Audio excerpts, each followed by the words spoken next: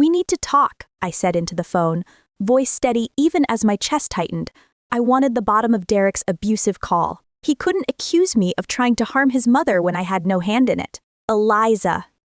Diana's voice came through, thinner than when I left her, but still edged with that snark. "It's me. What's going on?" "Your son called me," I said, shifting in the tub. The water had cooled, the porcelain slick against my shoulders. Her tone snapped from frail to sharp, in a heartbeat. "What's going on?" She ground out through her teeth. "Dr. Arden is gone." Her breathing grew heavier on the line. The venom didn't surprise me. Not after how we left things. But God, it still stung. "Gone?" I asked, brows knitting. "What do you mean gone? What do you think I mean?" She snapped. "He packed up and left, just like you did. No warning, no explanation. Just gone." So Arden just left. The word felt wrong in my mouth. He wasn't the type. Arden had been loyal to the Crescent Moon Pack for years. Sure, he took jobs on the side, but he didn't just vanish. "Yes," Diana bit out. "Right after you did. Now I have no access to the specialized treatment I need. Are you happy?" I exhaled slowly, water lapping at my collarbone. As she ranted, the pieces fell into place. Their trusted wolf doctor had followed in my footsteps and walked out after I did. I hadn't asked him to, but maybe he was as fed up with Diana and Derek as I was. I have no idea why he walked out. "But you have to get him back." She cut me off without hesitation. I scoffed. Of course she wanted me to fix it. I didn't wish her dead, but I was done being her lackey after everything she'd done. "Of course you want me to fix this," I said, failing to hide my sarcasm. Like I'm somehow responsible for his choices. "You were always close to him," she pushed. "He respected you, listened to you, maybe if you hadn't left." "Don't." I sliced across her words. "That door was closed. My leaving had nothing to do with his decision. But you're right about one thing. I can reach out to him," I said. A flicker of reluctant guilt settling in my chest at leaving her high and dry. "You will." She sounded almost comically surprised, like the idea of my help was unthinkable. "How generous," she added, tone-dripping sarcasm. "And I suppose you'll cover the costs as well." My voice stayed firm. "Your medical expenses are your responsibility. I'm done being your personal ATM whenever you please. You caused him to leave. It's only fair that you—" "Let me spell this out for you, Diana." I cut in, cool and clear. "Me helping you get Arden back is a goodwill gesture I didn't plan on making. You will stay alive and well because of me. And because of my goodwill, I will not be paying your expenses. Your son is back, so he can pick up from where I left off. That's if he has the money to do so." She muttered something unflattering.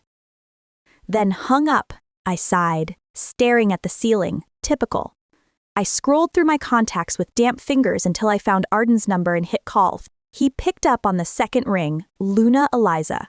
"This is unexpected." "Arden," I said, relief loosening my shoulders. "I hear you've been making waves." His chuckle was tired but real. "Following in your footsteps, it seems, though I doubt that was your intention with this call." "You left them without a doctor," I said bluntly, the lukewarm water swirling around me. "I left them without their doctor," he corrected gently. "There are others. I've served the Crescent Moon Pack since before you became Luna Eliza. But watching how they treated you these past years," he let out a long breath. "Some lines shouldn't be crossed." My throat tightened, heat blooming in my chest. He left because of me. I hadn't expected that. Regardless of how they treated me, Diana needs you. "You're asking me to go back, even after everything." Shock edged his voice. "I am," I said. No humor, no wobble. "You aren't joking, are you?" "Unfortunately, I'm not." He chuckled softly. "Very well. Your father would be proud, always thinking of others, just like him." His name curled through me like a bruise, a sharp pang. I cleared my throat. "Have you been to Western Plains recently?" "Not recently," he said gently. But the Silver Moon Pack isn't what it used to be. After your father's death, many scattered. The territory's been unclaimed for years. I closed my eyes and saw it as it was, our vast land, our tight-knit community, our traditions, everything my father built and protected. Gone in a blink. Not for much longer. Not for much longer, I said aloud, my voice hardening. I'm going to rebuild it. Rebuild your father's pack. He went quiet for a beat, and worry pricked at my spine. It won't be easy, he said at last. Recruiting members, establishing territory claims, the challenges will be significant. When has that ever stopped me? A small smile found me. He was still on my side. True enough, he laughed. Well, you can count on my support, Eliza. I'll return to treat Diana, but my loyalty remains with you. He couldn't see me, but I nodded anyway. Thank you, Arden. That's all I ask. We ended the call. I peeled the mask from my face, cool air nipping at my skin as I stood and stepped out of the tub. Not the relaxing bath I'd hoped for, but at least I'd sorted a few things. I shrugged into my robe and padded into the bedroom, heading straight for my laptop on the bed. I opened it and scanned the spreadsheets, the hotel operations waiting like a tide I needed to command. A few hours of work ahead, then I'd prepare for my return to the Crescent Moon Pack to confront my old family. Things would be different this time. They would see my value, whether they liked it or not. This time, I'd make sure everyone understood the value I brought to their lives. My heels clicked across the tiled floor as I entered the damned building once more. My last home in the Crescent Moon Pack. I was back to fulfill the rites necessary. Not wanted. Not by me, anyway. I crossed the lobby, catching a few looks and polite greetings from the staff who passed by. I was headed for the guest room when one of them approached with her head bowed. Luna, she faltered, the word dying on her tongue now that the annulment had spread through the pack. Eliza will do, I said, sparing her the awkwardness. She seemed to relax and lifted her gaze. Alpha Derek's mother, Mrs. Diana, wishes to see you in her chambers, she said. Now? I asked, a frown tightening my mouth. She nodded. Very well. Can you drop this in a room for me? I handed her the bag. She took it quickly, dipped into a last bow, and disappeared down the hall. I headed for Diana's room, expecting only her. I opened the door, then paused. Arden was there. A small smile tugged at my lips, until I saw the others. The tension hit first thick enough to cut. Diana was propped up in bed. Derek hovered close, protective to the point of possessive. Maya stood between them, positioned like she belonged there. Arden's healing herbs lingered in the air, smoky and clean. 3 pairs of eyes cut into me. I shrugged off their glares and stepped inside. So, I was summoned. I took 2 steps forward. What's the problem? Diana shifted and winced. He's being unreasonable, she said, flicking a glance at Arden. The fees he's demanding, she trailed off, and I knew why she'd called me, are exactly what we agreed upon when I was paying for your treatment. I finished for her, my voice cool, and exactly what you agreed to pay. The pack's finances are strained, Derek cut in. You, of all people, should understand that. I let out a low laugh. I couldn't quite stop. Strained. After all the revenue streams I established, after the connections I brought, you bragged about having so much money. What's stopping you from paying a paltry sum for your mother's health? Silence. He had nothing. Your incompetence is showing, I muttered. Watch your tone, Derek growled, stepping away from the bed and moving toward me. You forget yourself. The financial auditor will be here any minute, and your arrogance isn't helping your case. Maya slid forward, all soft eyes and sugar. Eliza, dear, she cooed. Perhaps you should apologize. We're trying to be fair, she smiled, empty. If you show the right attitude, we might even be generous during the settlement. You'll need funds to rebuild the Silver Moon Pack, won't you? From the corner, a servant bobbed her head, eyes shining. Our new Luna is so kind, she gushed. So considerate of others, even in difficult times. Such a magnificent Luna, another chimed in, making Maya blush pink. A knock at the door saved me from replying. The financial auditor stepped in, a sharp-featured man in a crisp suit, briefcase in hand. His glasses flashed as he checked a pocket watch. "Good day," he said, not bothering to read the room. "I'm here to review the PAC's financial records." Of course he was. He always did his job and left. No fuss, no noise. Derek cleared his throat, smoothing his expression. "Unfortunately, the books are currently unavailable," he said. "We're in the middle of our annual audit, and the records aren't in the mansion." "How convenient," I murmured, a smile playing at my lips. I turned to the auditor and pulled a tablet from my handbag. "While we wait for those mysteriously unavailable books to return, perhaps you'd like to review my personal assets. I have everything documented here." "Eliza," Diana warned, her voice thin. I ignored her. "First, my father's collection of rare herbs, several species extinct now, which makes them invaluable. Then, the collectibles, ceremonial weapons, historical artifacts, first editions." I swiped to the next file. "And my shares in 4 luxury hotels, all performing excellently." "Those aren't your personal assets," Derek snapped, face reddening. "They belong to the PAC. You gifted them years ago." Diana nodded sharply. "Everything you bought became PAC property. You know this, Eliza." My wolf stirred hot and ready. I kept my voice level. "Is that so?" I turned to the auditor. "I have documentation for everything I've mentioned. Original ownership papers, transfer records, current valuations. Would you like to see them?" He glanced between us, then nodded once. "This is ridiculous," Maya protested. "Derek, tell her. Everything I own," I said, cutting her off, "has been meticulously tracked and documented. Every item, every share, every transaction." I met Derek's eyes and didn't blink. "And since you're not ready to accept that, I'll gladly show my proof of ownership." I felt a familiar brush against my mind as I opened a mind link to Lily. If the financial auditor wanted evidence, he'd get all of it. The connection thrummed with urgency. I sent my silent command. "Luna, Eliza, what do you need me to do?" Lily asked at once, not wasting a breath on why I was contacting her. "I need all financial documents that record how much of my money and investments I've put into the PAC." "You mean the secured documents?"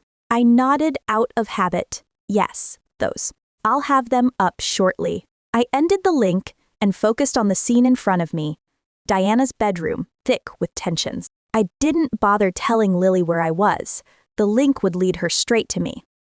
Minutes later, she appeared in the doorway, clutching a thick folder of records to her chest. Her entrance sent ripples through the charged air. Derek's gaze dropped to the folder. His face darkened. "What are those?" "Luna, Eliza's." She glanced at me. "Financial records and investments in this PAC." "What? And who asked you to bring them here?" he snapped, his shoulders shaking. "Alpha Derek," she said, voice respectful, words anything but. "Frankly, I don't answer to you anymore." A muscle jumped in his jaw. He hadn't anticipated that. His hands clenched. Then he lunged. "You bitch," Derek snarled, seizing Lily's wrist. "How dare you say that? How dare you disrespect me? How dare you betray your PAC?" His nails dug in until she winced. Lily flinched just a heartbeat, then found her composure. She would not break, not for him. She stepped forward, eyes steady, and extended the records to the PAC official with her free hand, putting them out of Derek's reach. Defiance radiated off her. I couldn't help the smirk tugging at my mouth. Derek's face contorted.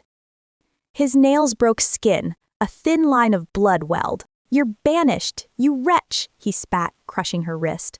"PAC law gives me the right to exile traitors. Get out." A low, threatening growl rolled up from my chest as my wolf stirred. The sound filled the room, made the window panes hum. "Get your hands off her, Derek." My voice cut through the tension like a blade. "Unless you want another visit from the Capitol's investigators." I let the promise hang. "I'm sure they'd be very interested to hear about you assaulting PAC members and abusing your so-called power." He froze. My gaze held him, steady and unblinking. His last brush with the capital was still fresh. Another investigation would ruin him. Financially, publicly, permanently, begrudgingly, he released her. Lily stepped to my side, breath a touch unsteady. I checked her wrist. She gave me a tiny nod. I moved on. I turned to the auditor and held out my hand. He passed me the folder without fuss. I spread the pages across the table, fingers moving through documents I'd memorized long ago. 3 years ago, I said, my voice steady, our pack was on the brink of financial collapse. The previous alpha's mismanagement left us sinking under debt and dwindling resources. I laid out bank statements in a neat row. That's when the $5 million came in. Money that saved this pack from bankruptcy. My finger traced the numbers. $2 million went into the Blue Moon Resort, our first werewolf exclusive vacation destination. It now generates 40% of our annual income. Derek's face flushed an alarming red. I spared him no more than a glance. Another $1.8 million funded the expansion of our medical center. We now serve 3 neighboring packs with specialized care. I slid forward architectural plans and equipment invoices, and the remaining $1.2 million. Skills development programs that have employed over 200 pack members. Every claim had a document, contracts, permits, transfers, an irrefutable trail from near bankruptcy to prosperity, all because of my stake in the pack, all because I wanted the pack to thrive. Derek's fury finally boiled over. With a roar, he lunged across the table, hands snatching for the papers that threatened him. My wolf surged forward. Amber flared through my vision. I braced, ready to defend and to put him in his place. But then, silence, heavy, commanding. A presence rolled through the room like a storm front, pressing against my skin. My wolf went still mid-motion. Before I could turn, a familiar voice reverberated through the air, sending a chill down my spine. What is going on here? Hours earlier, I stood at the top of the stairs, watching Eliza's retreating figure, and Derek with his new woman walk away from the castle. As soon as Eliza slid into a car and drove off, I turned back inside, thoughts racing. As I walked the corridors toward the throne room, I replayed everything that had happened. Pride swelled in my chest at Eliza's growth. She had become everything I'd hoped for in a mate strong, relentless, deliberate in every move she made against Derek's corruption. The king's punishment for Derek felt mild to me, considering what he'd done to her. But at least it was something. Letting Eliza rebuild her pack and dividing assets as the king deemed fit delivered a clean blow to Derek's ego. And yet, Derek's arrogance had handed me an unexpected gift, a chance to reclaim what I'd lost, a chance to make Eliza my mate. My thoughts cut off as the familiar doors loomed ahead. The guards bowed, then swung them open. The king sat on his throne, head in his hands. "Explain yourself," he ordered, voice thundering through the hall, his gaze pinning me in place. "Explain what?" I asked, shrugging as if this were nothing. Maybe he'd let it go. He rolled his eyes and sat up, unmoved by my dodge. "You have a mate bond with Eliza?" his words echoed. I sighed, caught, then nodded. "Yes. I only learned it recently," I said, then frowned. "She remains unaware because of my condition.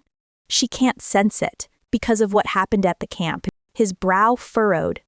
The command in his voice softened. "I remember your missing scent. Any progress?" It caught me off guard, that note of worry, but I answered anyway. "The wolf doctor thinks proximity to my mate will gradually restore it," I said, keeping my voice steady despite the frustration simmering underneath. "But I won't use the bond to influence her. When Eliza comes to me, it will be by her choice alone. I'll wait." Silence stretched. He watched me, then nodded. Once approval, simple and clear. "I know the mate bond can be strong. Overwhelming," he said. "One last question. Do you love her? Would you love her without the bond pulling you closer?" My eyes widened. He never talked about love.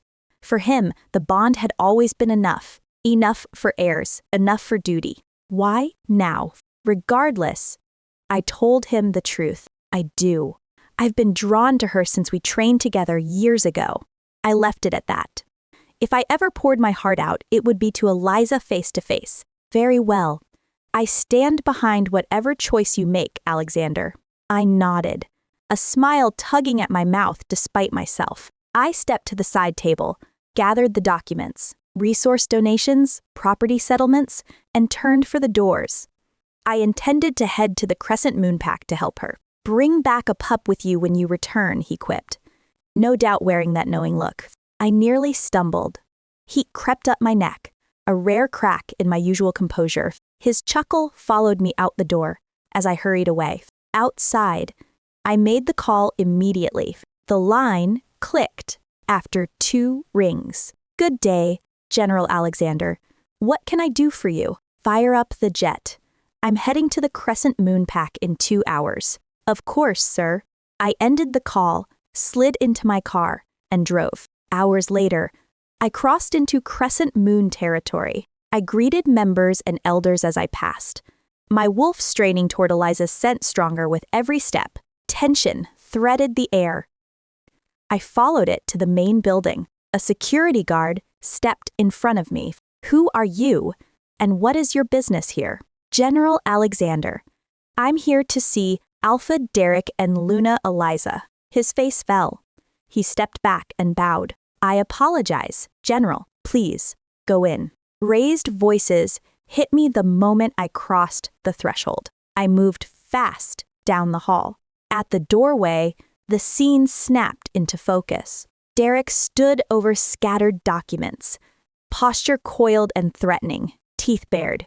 Eliza faced him, defiant, amber eyes blazing, her wolf close to the surface. Between them, a young woman clutched a reddened wrist, watching with tight, anxious breaths. I stepped inside and let my presence fill the room. Power rolled off my wolf in steady waves.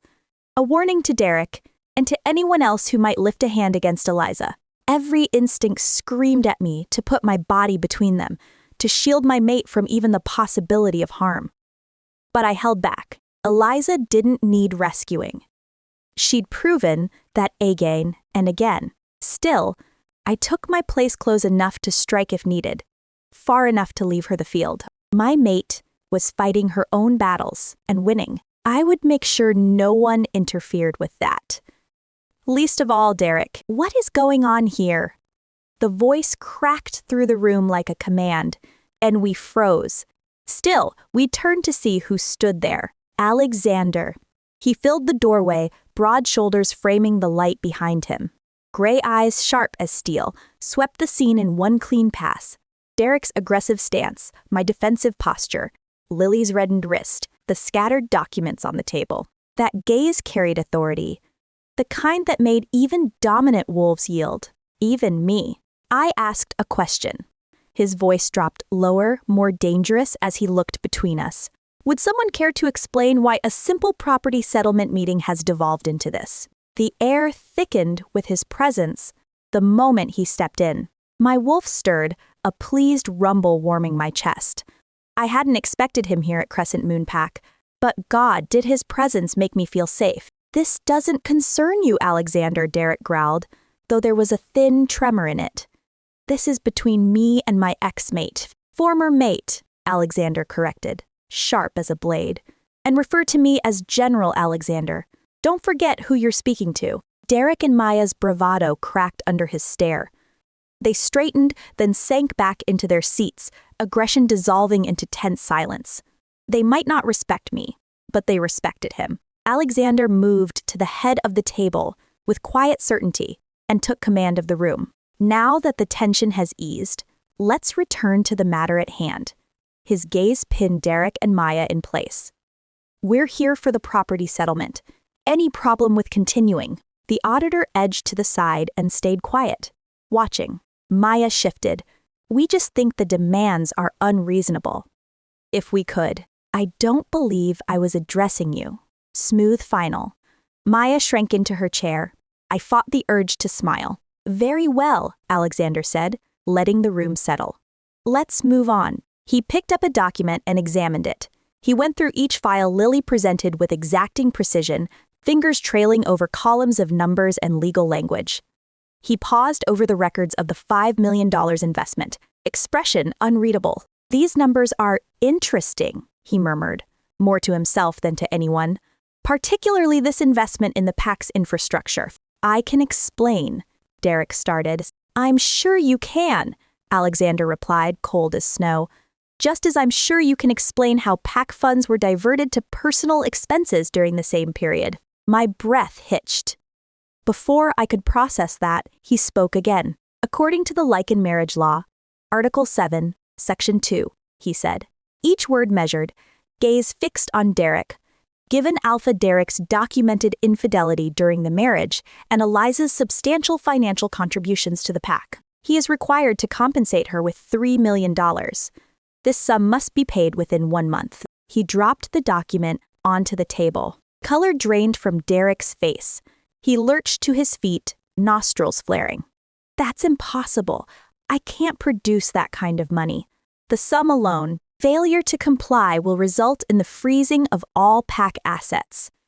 Alexander's calm interruption cut through his protest like a blade. "You can't do that," Maya burst out, then shrank when Alexander's attention shifted to her. "I assure you I can, and I will. Would you like me to demonstrate?" Silence. Derek swallowed his words whole. In the corner, Maya folded in on herself, her usual haughty tilt nowhere to be found. My wolf chuckled at their defeat, even as I tried to absorb the figure. It was a huge settlement.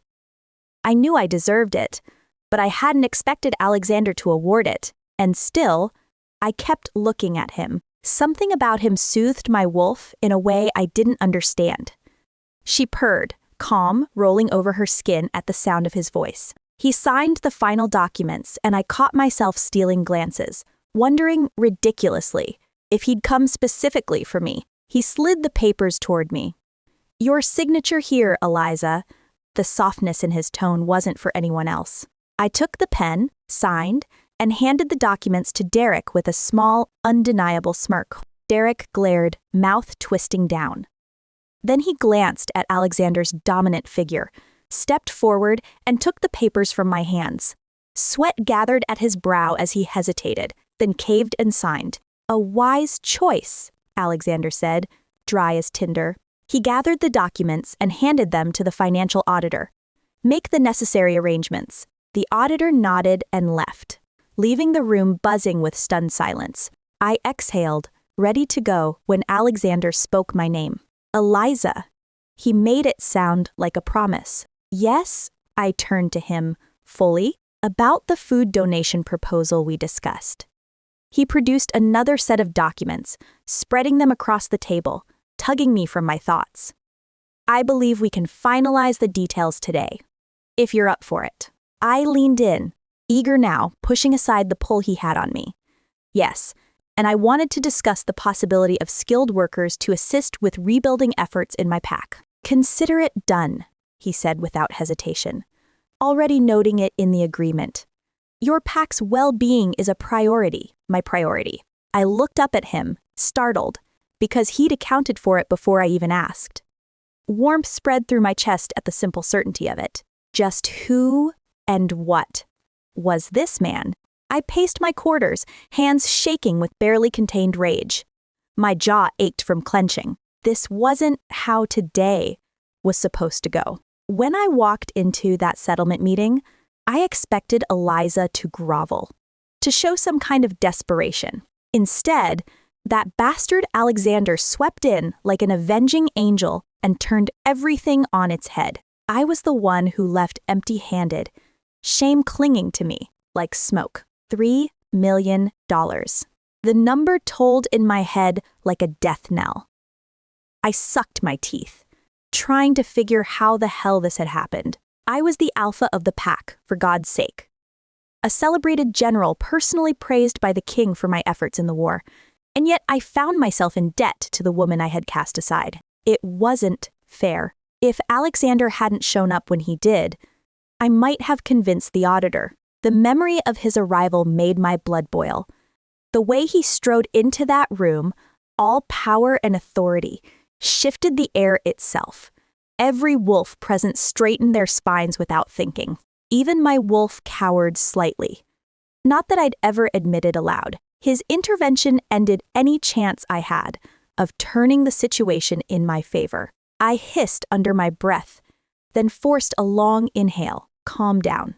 Think. I still controlled the pack's assets.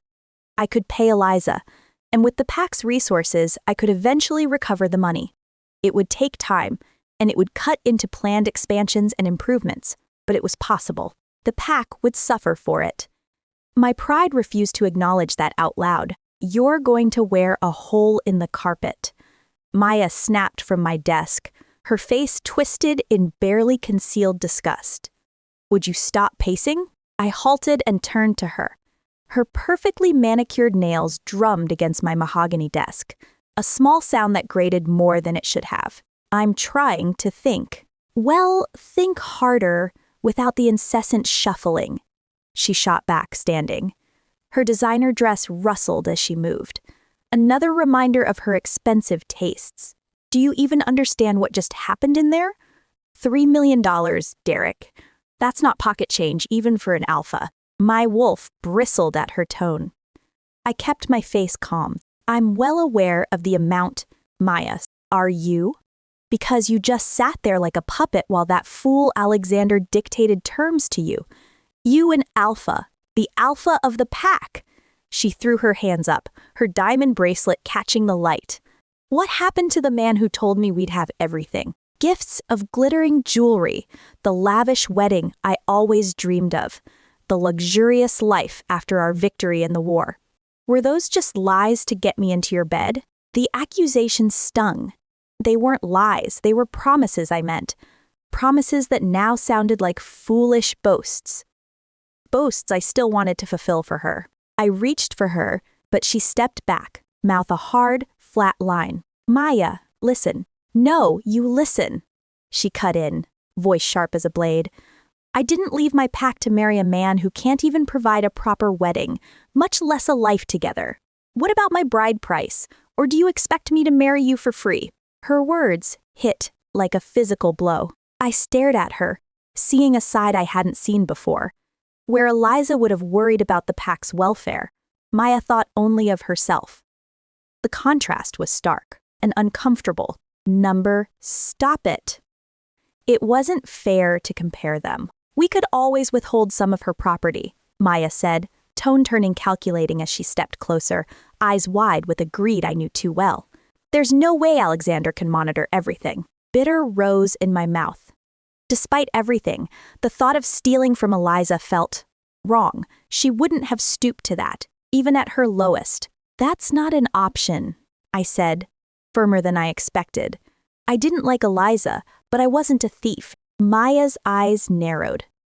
The beautiful face I'd once found so alluring looked harder now, colder. Then what is the option, Derek? Because right now, all I see is my future going up in smoke, because you couldn't keep your ex-mate in check. I flinched. The truth was, I'd never needed to keep Eliza in check. She'd always been strong, capable, dignified, even today. When she had every right to gloat, she'd kept her composure. Unlike Maya, who stood in front of me vibrating with rage over material things. The difference between them was night and day. I'll figure something out, I said, forcing confidence into my voice. The pack has resources. We'll recover from this. Even as I said it, the words rang hollow. Our resources weren't infinite. This settlement would strain us. We better, Maya said, not bothering to hide her doubt. I didn't sign up for a life of mediocrity. I frowned. How could she care only about the money when so much else was at stake? The pack's stability, our reputation, our members' welfare. None of it seemed to touch her. I hated thinking of her as greedy. But she had a point. I had promised her, and she'd always been practical, direct. She wouldn't say this if there weren't some truth to it. Her lip quivered, like she was about to break. Maybe she was right. Weddings did cost money. I sighed, forced a smile, and closed the distance, pulling her into my arms. Don't worry, Maya. I'll figure something out. My throat tightened, but I pushed through. Even with paying Eliza off, I can still maintain the life we have. It'll be fine. I promise you, my love. That's my love. A greedy smile curved her lips as she slid her arms over my shoulders and pulled me into a kiss. You will figure something out. I caught Lily's eye across the room as the settlement papers were signed. A subtle nod passed between us. It was time. My heart pounded as I stood. Knowing what came next would change everything. I request all pack members to gather immediately, I announced, letting my voice carry the authority I'd earned. Derek's face contorted in confusion, clearly not expecting this turn of events. You don't have the right to request such a thing. You are no longer the Luna of the pack, and the pack no longer answers to you. I never addressed the pack when our marriage was annulled. It was my right, and since I never did that, I request to do it now, I shot back. Derek scoffed. You lost that right when you mean when you had an affair and brought back another woman to the pack. Alexander cut in. I was thankful for the backup, but I needed to fight my own battles. Derek's lips pressed into a tight line, that challenge to his morals silencing him. Eliza will have her audience with the pack when. And as she pleases, Alexander announced. He turned to me, his expression softening. What do you need? I want them all in the pack house. I'll address them there. He nodded, then turned to the maids. Call all the pack members to the pack house. Tell them their Luna wishes to speak to them. The maids shared a look, but without a word, they left to carry out the order. Derek and Maya, on the other hand, gritted their teeth staring daggers at me. I rolled my eyes and turned to leave. Time to end this chapter once and for all. I crossed the pack grounds, gravel crunching under my boots, and reached the pack house right on time. Fortunately, the house was already filling by the time I stepped inside. I moved to the front, Alexander trailing a respectful distance behind, and faced the audience as they settled. As they took their seats, I steeled my nerves. Welcome to the pack house, I began, letting the room quiet. I called you here today to make an announcement. I'm sure you've heard about the annulment between Derek and me. I'm here to address it. It's true. The Alpha and I annulled our union, and I am no longer the Luna of this pack. Whispers rippled through the room, but I kept going. Today marks not just the end of a marriage, but the beginning of a new chapter. I am leaving Crescent Moon Pack to establish my own territory. I intend to bring the Silver Moon Pack back better and stronger than ever. My eyes swept the crowd, landing on so many familiar faces. This is a goodbye. And my thanks for allowing me to be your Luna. Hopefully, the new Luna will carry out my duties well once I leave. Yes, it was a little jab at Maya. I couldn't help it. I turned from the podium, but a woman's voice rang out. What if some of us want to follow you, to rebuild your pack? Are we allowed to? I focused on her, a smile tugging at my lips. I knew some respected me, but I hadn't expected any of them to want to follow me into the unknown. I have the same question. Another pack member called, rising to her feet. I also, said another. I finally let my smile show. All who wish to come with me are welcome. The room erupted in murmurs. Then, one by one, wolves stepped forward. Mostly the women I'd mentored and supported over the years. Each declaration of loyalty made my wolf lift her head and howl with pride. You can't do this, Maya shrieked, jumping to her feet. Derek, stop her. The bitch. When did they get to the pack house? Before Derek could move, Alexander stepped between us, a solid wall of protection. I believe she can, he said evenly. And she is. Derek slunk back, a permanent scowl carved into his face. The wolves who'd stepped forward bowed to me, pledging their loyalty, then moved to the side of the room to await my command. That was the easy part. Now came the part I'd been dreading. The pack severance ceremony. Although the magic bonding me to Derek was already broken, the bond tying me to the Crescent Moon Pack had to be severed too, if I wanted to leave for good. One of the shamans stepped forward. He met my eyes, silently asking if I was ready. I nodded. He drew a piece of chalk from his pouch and began to trace a circle, runes spiraling outward different from the ones used in the annulment. The chalk whispered across the floorboards. When he finished, I moved forward and knelt in the circle as the shaman began the ritual, ancient words echoing through the room. The air hummed. Warmth crept into my body. For a breath, it felt almost gentle. Then, it changed. The pain started slowly, tendrils of fire, threading through my veins. I gritted my teeth, determined to endure it with dignity. The magic intensified. It felt like my very soul was being shredded. My wolf howled in agony as decade-old bonds were severed, one by one. I couldn't hold it in. A scream tore out of me as the fire engulfed everything. And then, just as suddenly, it stopped. Cool relief flooded me.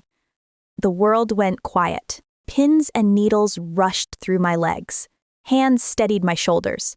Voices pressed in, worried, asking if I was all right. Black spots chased each other across my vision. And the darkness took me. When I opened my eyes, I was in a hospital bed. The first face I saw was Alexander's.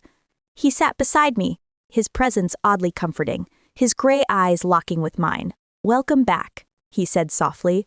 A doctor stepped into view, clipboard in hand and a wide smile on her face. "The severance was successful, Luna," she caught herself. "I mean, Alpha Eliza," she nodded, clearly aware of my plan to return to my own pack as its leader. "You'll need a few days of rest to fully recover." "I can't rest," I protested, trying to sit up. "I have a pack to lead." Alexander's hand landed gently on my shoulder, keeping me in place. "Your pack needs you healthy," he reminded me. "What are your plans once you're recovered?" I met his gaze. "I'm taking my people back to our ancestral territory. It's been abandoned since my grandmother's time. But with work, it can be great again." His mouth curved into an approving smile.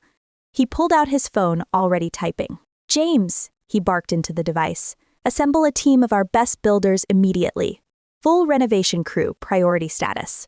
I want them ready within the week." Wait, did he just do what I thought he did? He set the phone down and turned back to me. "I've requested skilled builders to help you rebuild," he said. "So for now, rest." Warmth bloomed in my chest at his immediate support. No hesitation, no questions. Just action. "Thank you," I told him, genuine and steady. It was the least I could say. Lily entered then, carrying a stack of papers. She saw me awake and smiled. "You're awake. Thank the gods," she said, moving to my bedside. "I'm fine, Lily." "How's your wrist?" I asked, remembering what Derek had done to her. "It's better now," she replied. "The pack doctor treated it." She turned to Alexander and handed him the documents. The two of them slipped into an easy conversation logistics. Resources, like colleagues who'd done this 100 times. Something twisted low in my gut as I watched them. Their effortless rapport making me feel, suddenly like an outsider. "Jealous?" my wolf teased. "Don't be ridiculous," I snapped back, shoving the feeling aside. I had more important things to focus on than whatever this strange reaction to Alexander might mean. I couldn't be jealous about him being with another woman. I wasn't jealous. The heroine is currently facing a difficult situation and needs your support. Please leave your words of encouragement for her in the comments section. My heart constricted as I stood before what remained of my childhood home, the pack house, once proud and magnificent, now stood in haunting ruins. Crumbling walls told stories of neglect, and weeds thrust through cracks in the courtyard stones like nature's slow-moving revenge. The sight brought tears to my eyes, but I forced them back. I couldn't show weakness. Not now. I walked through the ruins until the pack members, and I reached a suitable place in the middle of it all. With my back to the home I had left behind, I turned to address my new pack. Wind sighed through broken beams. Dust hung in the light. The gathered wolves watched me with expectant eyes as I began to speak. My voice trembled at first, then steadied as I faced the nightmare that had haunted my sleep for years. "It happened on a night like any other," I said, the memories as fresh as yesterday's wounds. "My father was holding council with the pack elders. My brother was training the younger wolves. None of us saw the Western Plains attack coming. A young wolf, barely out of his teens, raised his hand tentatively. Alpha Eliza. Why did they attack? What did our pack do to them? The question pierced my heart. But I answered, honestly, pride, vengeance, greed. The Western Plains Alpha has always wanted our lands. I just didn't think they would go this far. They struck without warning or mercy. Even though the pack put up a good fight, we lost the battle. By dawn, everything I knew and loved was gone. The words tasted like ash in my mouth, but I pressed on, describing how the Western Plains pack destroyed everything we held dear in their brutal act of vengeance. They listened in silence, solemn grieving. But beneath the sorrow, something else rose in them. A steely resolve straightened their spines and lifted their chins. One by one, they stepped forward, dropping to one knee before me, with Alexander watching quietly from the side. We pledge our loyalty to the Silver Moon Pack and Alpha Eliza. We pledge to rebuild the pack to its former glory, they said, voices weaving together as if the moment had been decided long before now. Their words echoed in the ruined courtyard, each oath adding another thread to the tapestry of what would become our new pack. These wolves, these brave souls, were the first to believe in my vision. Rise, I commanded, my voice thick with emotion. From this day forward, we are family. Each of you has a place here, a purpose together. We will make the Silver Moon Pack stronger than ever before. The meeting ended with me assigning work to the new members. We made do with what we had. Soon enough, we grew bigger than I expected. Word spread like wildfire through the surrounding territories, and wolves began arriving daily lone wanderers, displaced omegas, those seeking belonging. A mother arrived with 3 young pups, their clothes worn and travel-stained. She stood before me, hope and exhaustion warring in her eyes. We've traveled for weeks. We heard the Silver Moon Pack was accepting wolves who needed a home. You found one, I assured her, crouching to help settle her tired children. We take care of our own here. Although it was good to have additions, I couldn't trust everyone blindly. I made it my personal mission to interview each wolf, looking into their eyes, listening to their stories, sensing their intentions. This pack would be built on trust and loyalty, carefully cultivated from the ground up. Alexander watched me work with an intensity that both unnerved and thrilled me. In 3 quiet steps, he was close, his voice low so the others wouldn't hear. You are a natural-born alpha, he murmured, warmth and pride threading through the words. The praise caught me off guard, warming something deep inside me. Thank you, I replied softly, meaning not just the compliment but everything he'd done these past few days. His support had been unwavering, his presence a steady anchor in the chaos of reconstruction. I mean it, Eliza, he said, eyes holding mine. The way you balance compassion with caution. How you make each person feel heard while maintaining authority. Those aren't things that can be taught, they come from within. Thank you for everything you've done, I said again, smiling up at him. Your support means more than I can express. His eyes widened slightly, and he returned my smile. We stood there a beat too long, an awkward hush settling between us. Shall we? He said, clearing the air and gesturing for us to move forward. I nodded and took the lead. He fell into step behind me. Working alongside Alexander in the last couple of days had been enlightening. The man I was coming to know bore little resemblance to the distant royal figure I'd imagined. He worked beside the lowest-ranked pack members without hesitation, asking questions, listening, pitching in wherever needed. His humility and approachability challenged everything I'd assumed about him. That afternoon, as I supervised the construction, my eyes kept finding him, like a moth to flame. He'd removed his shirt in the heat of the day, and I couldn't help but stare. Sunlight played across his muscled back, highlighting every perfect curve and plane. Sweat glistened on his skin, trailing down his torso in tempting lines. My wolf stirred restlessly within me, her interest sharp and immediate. Imagine having him in bed, she purred. Heat rushed to my cheeks. Images, shameless and intoxicating, flickered through my mind. Alexander's powerful body moving over mine, his hands mapping my skin, his lips. He could be ours, my wolf whispered insistently. Just look at how he watches us when he thinks we're not looking. I shook my head, trying to banish the thoughts. But my eyes, traitorous, kept drifting back. When he noticed and started toward me, my heart kicked hard against my ribs. How's it going? He asked, his gaze fixed on my face. Very well. We'll need to supply more wood to some areas, but it should all be good, I said, forcing my brain to focus. I can arrange more supplies, he offered, stepping closer. I have connections with several lumberyards in the territory. He started to ask something about the progress, but my focus slipped. Our arms brushed as he leaned in to examine the blueprints in my hands. Electricity shot through me, sharp, bright lighting up my nerves. His scent surrounded me, earth and pine and pure male, making my head swim. Eliza, he said my name, the tone deeper now, threaded with something like longing. Are you all right? You seem distracted. I need to check on something, I stammered, practically fleeing. My heart pounded as I hurried away, skin still tingling where we'd touched. Coward, my wolf taunted. You know you want him. Why fight it? I ignored her and clung to the one question that needed answering.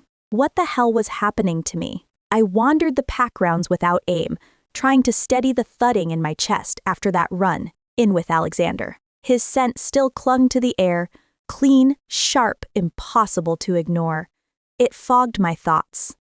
I shook my head, forcing my mind back to what mattered, saving my pack. You are acting like a teenage pup with her first crush, my wolf teased, bright and airy. We're a strong, independent alpha female. We should be enjoying our freedom, not sprinting from an attractive male. I am not running, I muttered, even though my feet had definitely disagreed. Oh, so what do you call that graceful sprint just now? She laughed. Face it, his alpha aura affects us. Affects you? Nothing wrong with that. It doesn't affect me. I just need distance for a while. I shot back, jaw tight. We're single, Eliza. No mate. Isn't it unfair that Derek has a new plaything while we wander the forest without even a taste of fun? She coaxed. I snorted. I wasn't about to take a plaything just because I could. And I sure as hell wouldn't be compared to Derek and his choices. I opened my mouth to argue and froze. My feet had led me to the old training grounds. The land stretched out, overgrown but familiar. Fallen pillars, charred shacks, rusted shapes of what we once called weapons. My throat tightened as memories surged. This was where I drilled for hours with sword and spear, determined to be a warrior worthy of the Silver Moon Pack. My father would watch from the sidelines, pride warming his eyes, as I dropped opponents twice my size. My brothers would cheer each win, then challenge me themselves, relentless until I grew sharper. I only beat them on rare days, but when I did, it was a victory they insisted we celebrate. I had been exceptional. Everyone said so. The youngest in 3 generations to master the moon dance fighting style. I was meant to lead our armies one day, shoulder to shoulder with my brothers, showing the other packs why ours stood supreme, bold, and unbreakable. But fate had other plans. The attack at the northern border changed everything. My father and brothers, our best warriors, fell defending our lines. I still saw my mother's face when the news reached us. Tear, streaked, shattered, begging. Please, she had whispered, clutching my hands, once the chaos finally died. I had been seconds from a blood-soaked rampage. I can't lose you too. Give up this path of violence. Learn to lead, to nurture. Our pack needs healing, not more bloodshed. They killed your husband and sons, my father and brothers, and you speak to me about nurture. I'd spit the words, my grief ablaze in my throat.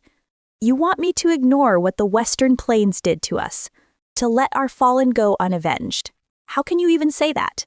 Eliza, I understand you're grieving, but you need to. What I need is to massacre the armies of the Western Plains and put their alpha's head on a silver platter for their crimes. Eliza, our family is gone, Mother. I cannot just... Eliza, listen to me. Her voice cracked like a whip, my mouth snapping shut at the fury in her eyes. We as a family have lost.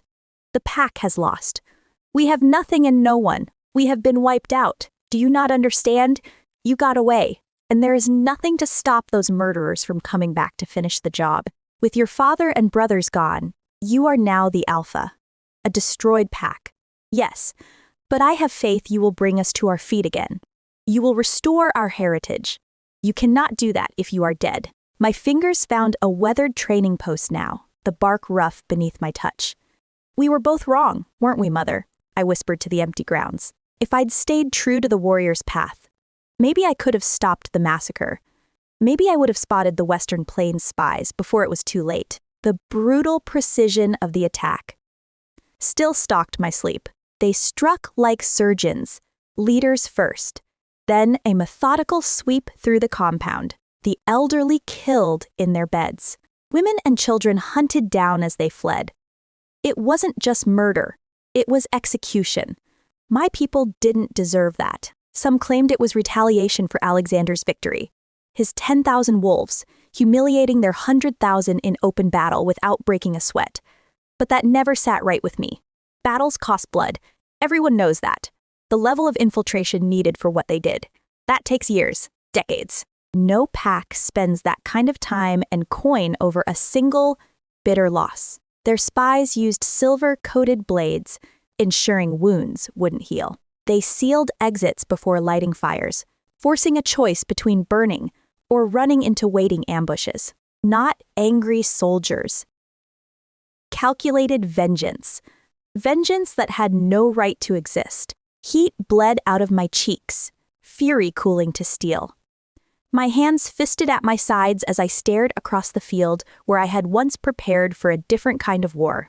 We will find the truth, my wolf growled, her hunger for justice echoing mine.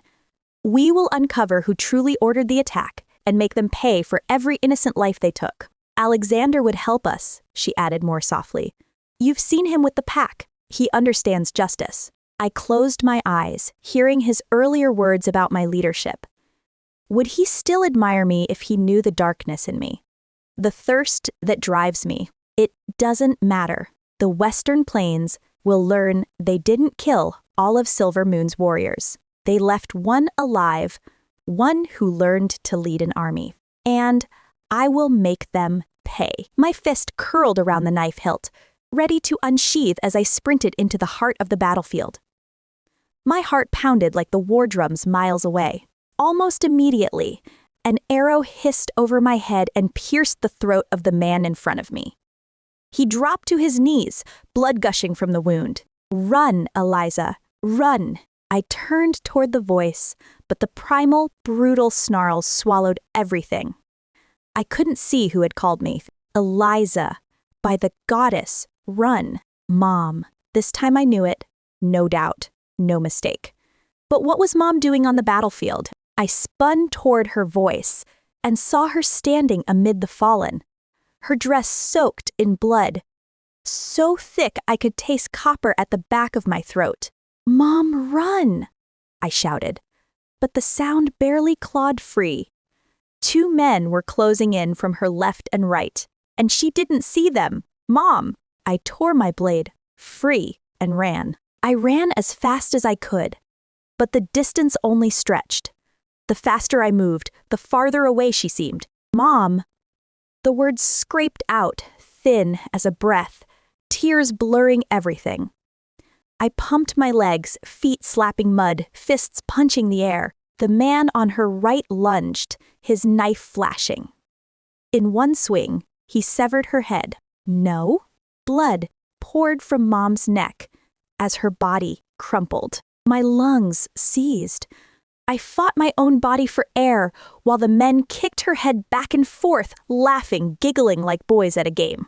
The harder I pushed toward her, the tighter something held me back. Just as my knees buckled, I jolted awake, snapping upright, gulping air. My eyes darted around the room, wild, until the shape of it steadied. Just a dream. I dragged a shaking hand over my face, wiping sweat from my skin. I killed Mom, I whispered into the starless, half-lit night, swinging my legs off the bed and pacing. It wasn't your fault, Eliza. Stop torturing yourself, my wolf cautioned. I stopped at the window and let the wind cool my cheeks. If it wasn't my fault, then why do I keep having this nightmare again and again? I asked the empty room more than my wolf. Your mind is clouded right now. Go for a run. After that, you may think more clearly. I didn't answer. I slipped out the door and shifted the moment I hit the last stair. Night welcomed my fur as I padded outside, the scent of earth pulling me on. I started slow, placing my paws gently before breaking into a run. The world blurred. The quiet wrapped around me, and the nightmare loosened its grip. A new scent snapped me back. Another wolf. I skidded to a halt when I spotted a pair of trousers and a shirt neatly folded on a boulder by the little flowing stream. Ears pricked. I scanned the shadows. He emerged, tall, proud, semi-wet fur gleaming under the moon. Even in wolf form, Alexander's presence commanded the air. "This man is indeed a prince," my wolf whistled. "Shut up." Heat rushed up my neck. I bit my lip to keep from visibly blushing. Imagine mating with a man like this. I rolled my eyes. "You are one hopeless girl." I shifted to human and walked to where Alexander rested on the boulder near his clothes. "Alexander," I said curt, a small smile tugging at my mouth. "Eliza," he stood, glancing past me, his massive frame towering over mine. "What brought you out here at this hour?" The nightmare flashed again, yanking me sideways. I shook my head and shoved it into a mental box locked, sealed. "Force of habit," I said. "I used to run with my father and brothers every night. Some things don't die easily, unlike what happened." Alexander nodded once, his piercing gaze cutting straight through me. "But," I added, shifting my eyes away from his and keeping them on his face, "I've had enough exercise for tonight. I'll see you in the morning. Good night, Alexander." "Some things don't die easily," I muttered as I headed back toward my house. What did I even mean by that? I stopped. The war. I never got the full story of what happened. I wasn't there, and no one would talk. But Alexander was there. He was the general, he commanded the troops. I turned and walked back. A gasp escaped me when I saw him. Alexander in wolf form was striking, but in human form, even more so. He stretched, arms raised above his head, muscle rippling under skin proof of hours honed for combat. Moonlight painted him silver. His shoulders flexing, each line of his frame clean and sure. His movements were slow, deliberate, hypnotic. I tried to look away, but my gaze held. There was no denying it. Prince Alexander was gorgeous. I cleared my throat, reining myself in. As if just then sensing me, he grabbed his shirt and pulled it on. "Eliza, you're still here," he said, buttoning. "Yes." I stepped closer until I stood before him. I had to come back. Something's been on my mind for a while. "Okay, do you want to discuss it?" I breathed in deep, willing myself back to sanity. I had a reason for coming back to Alexander, and his sexy, gorgeous, manly body was not going to make me lose my resolve. You didn't actually tell me why you're out here at this hour." He shrugged, fastening his last button. "I didn't think you wanted to hear it. You left before I could process the response you gave me." A small smirk curved his mouth as he glanced at me from the corner of his eye. I chuckled. Alexander was many things, but bold topped the list. "The river calms me," he said. "Large bodies of water in general. Swimming in them, listening to the trickle as they flow, watching the ripples, the little thump when you throw a rock in." I looked up at him. I hadn't expected that from the charismatic prince. "Yeah," he said softly, "but I'm particularly out here because of the ongoing strife with our neighboring borders. We may have won the first battle, but I know they'll be coming back for more.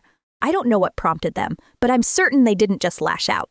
I exhaled, long enough that the wind carried it down the bank. I turned away from the river and started back toward the pack. Without a word, Alexander picked up his shoes and fell into step beside me. The damp earth muted our footsteps. Crickets sang.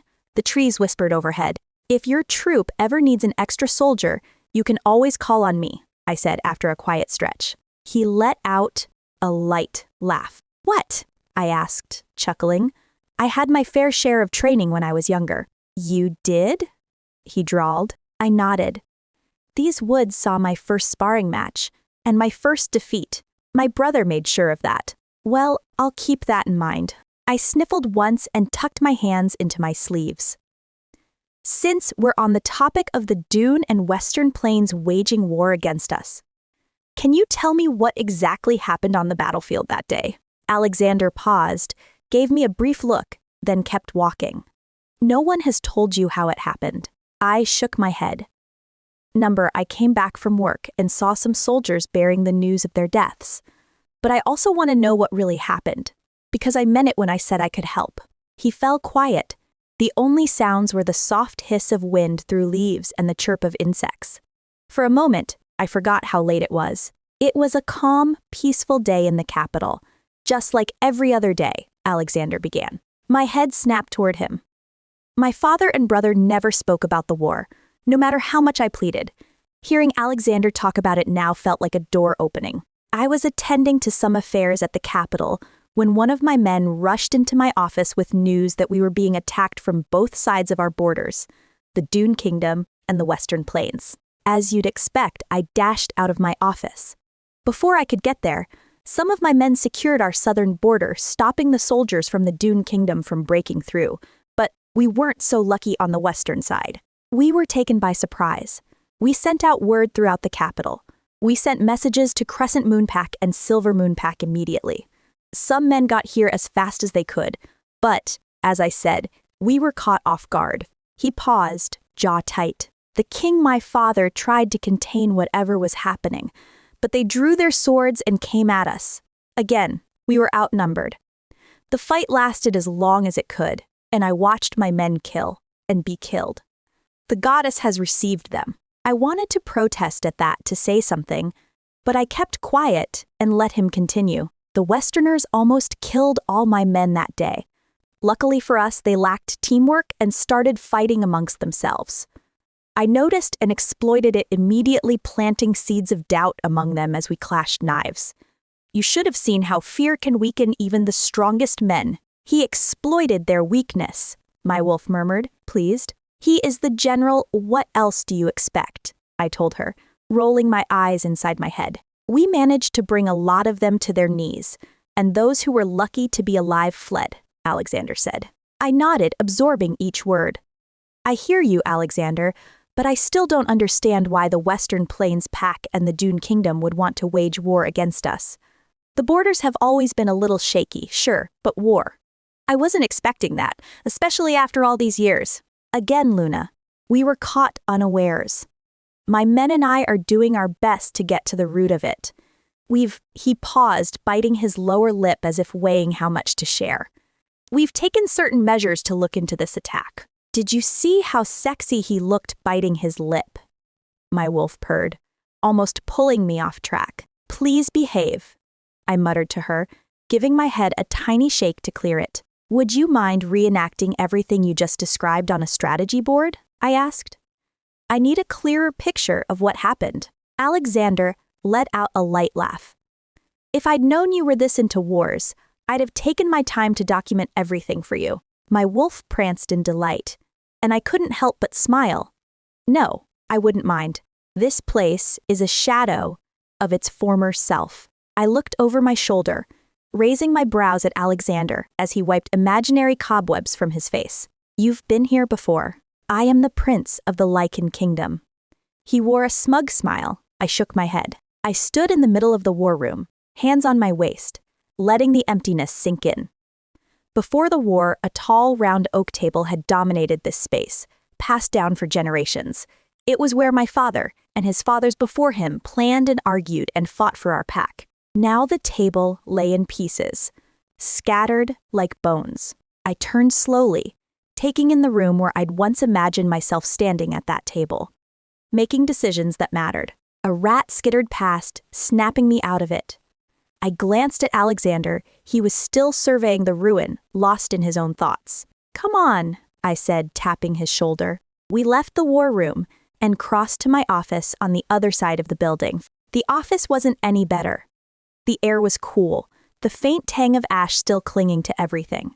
But at least the furniture had survived. I reached for a small box on the shelf, one I'd tucked away before leaving for Crescent Moonpack, and pulled out the map and the little figurines I'd watched my father and grandfather use. Alexander dusted off the table as best he could while I spread the map open. It was the LYCAN kingdom, and the neighboring packs. I handed him the figurines. He worked carefully, setting up the makeshift battlefield, like someone who understood the weight of every move. Under his hands, the table seemed to stir old ghosts and new intent. We stepped back at the same moment to take it in. I want to believe this was their formation, Alexander murmured, more to himself than to me. His eyes were laser-focused, studying each figurine as if they were breathing men. There's no way they could have surrounded the whole pack in any other formation than this. Their timing was audacious, he went on, especially considering we had just recruited more than 1,000 men and had been training them hard. So you don't think they had an inside man? I traced the lines on the map, trying to see what my father had always seen. He'd taught me how to strategize, how to read the aftermath, how to listen to silence. Alexander tilted his head, still staring at the board. I never thought of that, to be honest. But which man would be dumb enough to tell them to attack at that time? Perhaps overconfidence. He threw his head back and laughed, a deep, rich sound that rumbled through his chest. I didn't think I'd said anything funny, but my eyes caught the movement of his Adam's apple broad, pronounced sliding up and down. Gorgeous, gorgeous, my wolf squealed. I squeezed my eyes shut and forced my focus back to the map. It has to be overconfidence because I moved the figurines as I spoke. From what I heard, the soldiers from the Western Plains are usually meticulous. For them to lose more than half their men in a war they started, that points to overconfidence, or underpreparedness, or a ploy. Distract us, study our tactics, prepare accordingly, then come back for more. Alexander glanced at me, then back at the map, then at me again. You are one brilliant Luna Eliza, the corner of his mouth curved. I think you're the only person who can actually read Howard's mind. Howard, the strategist of the Western Plains. His voice shifted thoughtful now. After years of studying him, I still can't make sense of his choices. Always unconventional, always leading to results no one expects. I kept my eyes on him, trying to listen, but my thoughts slid away from the map. I took in the symmetry of his face, the straight lines of his nose, the clean cut of his jaw. I imagined what those angles would look like if he was just, "Look at this," Alexander said, stepping closer to nudge a figurine into place. Heat rushed up my neck and into my cheeks. With him this close, thinking became difficult. His lips moved, but his words blurred. Thin lips, soft, shaped like a small heart, parting, closing, tempting, drawing me in, asking me to. Maybe I could just... Eliza. I blinked, pulled out of my trance, embarrassed to be caught.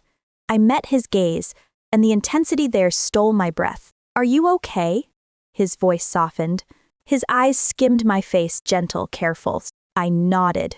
He scoffed lightly and closed the small space between us in one smooth move. He towered over me. With his forefinger and thumb, he tipped my chin up. "Eliza, you are a beautiful, fearless, intelligent, and wise lady, but you are not a good liar." His voice had roughened, and a shiver ran down my spine. I swallowed hard. No. His cedarwood scent drifted through me, and the words died in my throat. I ran my tongue along my lower lip. His eyes tracked the movement. Still holding my chin, he drew me closer until our noses touched. I closed my eyes and brushed my nose along his, feeling his breath on my skin. A faint mint teased the air as he exhaled. He let go of my face and caught my waist, pulling me closer until my chest met his. He traced his nose along mine, then along my lips. "Eliza." His breath came hot against my mouth. I shivered. "Breakfast is ready," a cheery voice sang in my head. I jumped back, heart pounding, struggling to answer Lily through the mind link. What an odd time for mind linking, Lily. Alexander leaned back against the table, his expression unreadable. The tension snapped. Silence slipped in, awkward and cool. I cleared my throat, praying he'd look anywhere but at me. I mentally facepalmed. I'd almost kissed him. "Breakfast is ready." "Of course." He smiled, composed again. He moved to the door with the smooth grace of a tiger and opened it. After you, milady. My fists balled at my sides as we walked to the dining table. What was I thinking? What were we thinking? Alexander may have proposed a few days ago, but that wasn't enough reason to get unprofessional with him. My thoughts were spiraling, and in the silence between us, I was sure the thud of my heart could be heard a mile away. I peeked over my shoulder, and our eyes met.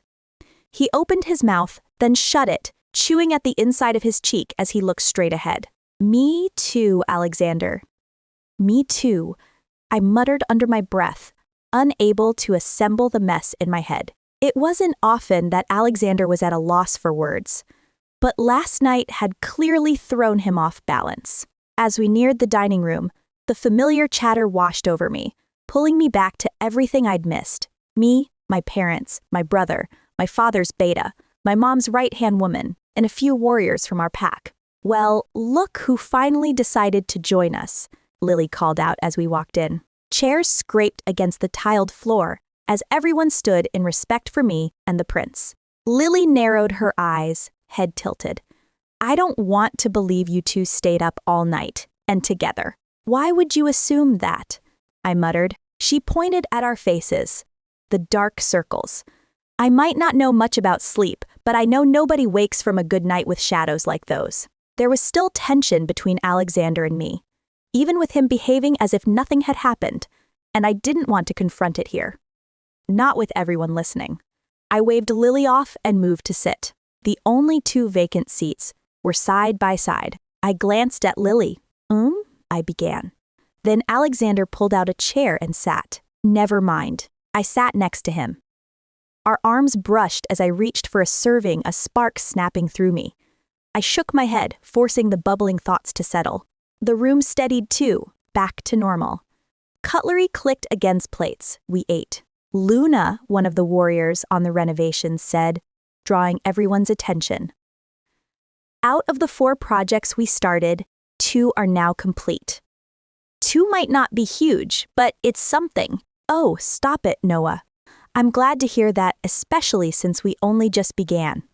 Which ones are done? I asked, taking a small bite of bacon. The pack hall and the warriors' training ground, just minor projects. That is excellent work, Noah.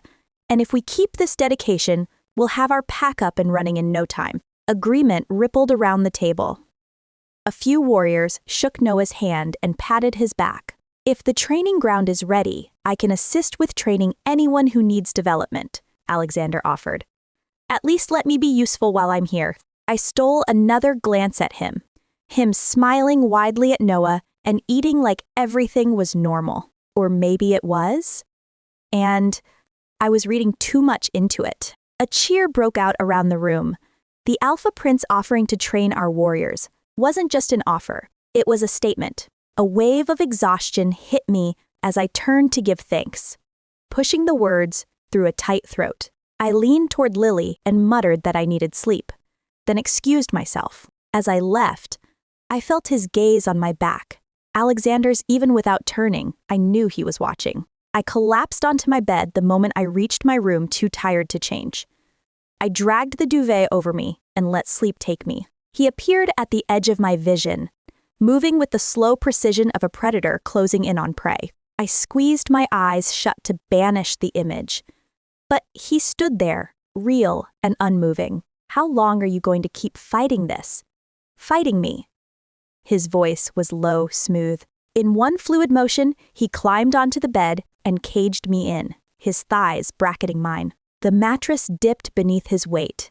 My back sank into the softness, my heart pounding part anticipation, part fear. He lowered to my neck and inhaled.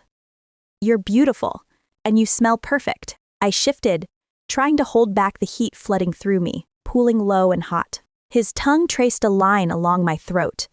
Then his mouth found skin, sucking gently, teeth grazing. I bit my lip to hold back the sound rising in my chest, but a soft whimper slipped out before I could stop it. He looked up, eyes dark. Now that's a sound I could listen to forever. I moved beneath him, and in one swift move he was off my body and beside me. With his thumb and forefinger, he tugged the duvet away and let it fall to the floor. revealing the thin lace of my nightgown. He drew a sharp breath and leaned in for a better look. There was nothing beneath the gown. I was bare before him, breasts rising, the tips tightening under his gaze. "Gorgeous," he murmured. His fingers skimmed my neck, then closed over my breasts, kneading with intent. "They fit perfectly in my palms, Eliza." My legs lifted off the bed as a whimper escaped me. I squeezed my knees together, trying to keep myself in check, failing under the heat of his attention. Another sound climbed my throat. I bit it back. He caught my knees and drew me down until I lay open before him. His stare burned, fixed on the warmth between my thighs. I needed no confirmation to know how ready I was. "Eliza." My name on his lips sounded like prayer and confession. "Tell me you want this as much as I do." I nodded, eyes closed, nodding too hard. "I need to hear it, gorgeous. Use your words." "Yes, Alex," I croaked. "I want it." Before I could regain my breath, he hooked my legs over his shoulders and closed his mouth over the most sensitive part of me. A series of cries spilled from my lips as my back arched, reaching for an edge that felt so far away. I dug my fingers into his hair, ready to grip and hold with everything I had. He teased and tasted and tormented, each touch deliberate, devastating. When his hand pressed deeper, a raw cry tore out of me. I squeezed my knees to his temples, begging him to ease up. I was so close and I wasn't sure I could survive the fall. "Please, Alex." "I'm close," I managed. He raised his head to look at me, light catching on his lips. I lost it. My hips bucked, searching for the nearest release. "Fine, I'll give you what you want," he said, a smug smile playing on his mouth. He drew my knees together, dragged me halfway off the bed, and returned to tasting, his hand working me with ruthless rhythm. I was so close, closer, closer. I clutched his hair, breath-breaking. "Eliza." His voice thinned, shifted, more feminine. "Luna." I jerked upright, dragging the duvet around me. My eyes darted around the room. Nothing, no one, but Lily puzzled by my theatrics. I peered down at myself. I was still in my running clothes. It was a dream. I'd just had a wet dream with Alexander in it. I fell back onto the bed, running my hands down my face, trying to bring my sanity back. "You like him," established, my wolf said. "It was just a dream," I hissed, then turned to Lily. "Prince Alexander is about to assess the gammas," she said. "He would like you to be there." I nodded and assured her I'd be there in a minute. Once she left, I dropped back onto the mattress with a long sigh. Alexander was haunting me, and whether or not I enjoyed it, I had to face him, without looking like I just dreamed about him and lost my mind over it. Don't wait for an offense to have a defense. Be calculating. Learn to study your opponent, Alexander's voice rang out over the training grounds. The clash of swords guided me closer. The place was as lively as ever. The gammas, our warriors, gathered around Alexander and the woman he was sparring with, watching and murmuring. The older warriors stood in small groups reviewing what they knew among themselves. "Now, attack me," Alexander's tone cut through the buzz as he squared off. I folded my arms beneath my chest and watched him work. His movements were precise, measured. Clearly, this preacher practiced what he preached. The woman lunged. Alexander slipped aside and in one fluid motion, snatched her sword and crossed both blades at her neck. "What should I do with your head, Cassie? Drink from it, or put it on a spike?" She chuckled, but I heard fear in it. "Learn to read your opponent. Be calculating." His voice held the pride of a sensei. "Good job, Cassie." She gave a curt nod and rejoined the loose line of trainees. Another stepped forward, older than Cassie, leaner, trying hard not to look nervous. Alexander tossed the swords aside and curled his hands into fists. There won't always be swords or guns. Sometimes you fight with your hands, defend your territory with your flesh. Now, the boy rushed him. Alexander's fist shot out. The sharp thud of forearm meeting knuckles cracked the air. Instead of letting the poor boy off easy, Alexander grabbed him by the shirt, slammed him to the ground, and pinned him there, his face ground into the dirt. A swell of pride warmed my chest. My first time seeing Alexander fight and, of course, he didn't disappoint. No hesitation. Clean, efficient, calculated, brutal, a little different from my style. I fought efficiently and brutally too. But I never bothered to be clean. I like deception. Mind games. Keeping an opponent puzzled until I ended it. If I'd fought the boy, I would have used his momentum against him. Used our size difference to move faster. The trainee winced, tapped out. Alexander hauled him up, clapped his back. Well done. He bent, scooped up the swords. One more opponent before I assign partners. He raised a blade to the crowd. Who will spar with me? I stepped forward until I stood toe-to-toe with him. I will. The trainees broke into cheers. Alexander looked down at me, one brow raised, head cocked. Scared I'd beat your ass.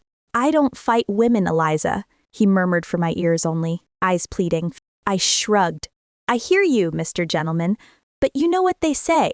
All's fair in love and war. Alexander laughed, rich and genuine, and tossed me a sword. Just so you know, I won't take it easy on you. That smug smile surfaced. Please, I scoffed, do me the honors. He stepped back, shoulders squared, ready to strike or block. He pointed his sword at me, inviting the attack. Another cheer rose around us. I didn't move. Not yet. I watched him, read him. Be calculating, he'd said. Learn to read your opponent. Eliza, Eliza, Eliza. The trainees started a cheesy chant loyal to a fault. I lunged. For a heartbeat, it felt like old times, training with the warriors, private lessons with my father, sparring with my brothers. Back when everything was good, soared high. I closed the distance. I leveled my blade to show I wanted no favors. He caught me by the collar, trapped my wrists together, knocked the sword from my hand, and threw me to the ground. I dragged him with me. Oof! The concrete knocked the breath from my lungs. Then all the air vanished as Alexander landed on top of me, his face hovering an inch from mine. The crowd erupted. Cheers, clapping, shouts, either for me or for Alexander. I didn't have time to care. Heat bloomed at my cheek where his breath spilled over my skin. The wet dream flashed, his voice echoing, low and rough. Tell me you want this as much as I do. Oh, God. Not now. Not with him on top of me. Less than an hour after that dream, the cheers dimmed. Or my hearing did. His eyes scanned my face, slower than usual, greener than I remembered. You did well. The words vibrated through me. His breath sent a shiver down my neck, and I had to shake it off. I gulped, speechless. In my dream, he was just Alexander. This Alexander, above me, was more. His eyes looked greener, his brows, lashes, hair darker. More, Alexander. Don't mock me. I'm way out of practice, and it's obvious. Sorry to interrupt your session. A third voice cut in beside us. Alexander scrambled off, then offered me a hand up. I took it. Maggie, I said, dusting off my clothes as I recognized my middle-aged contractor. Is everything okay? She pointed toward the training hall. I noticed some cracks on the wall a few days ago and started watching them. Today, they seemed to have spread. My brows knit. I thought the walls were okay. I thought so too. But this looks like it's coming from inside, possibly damage from the last war. You're right, I nodded.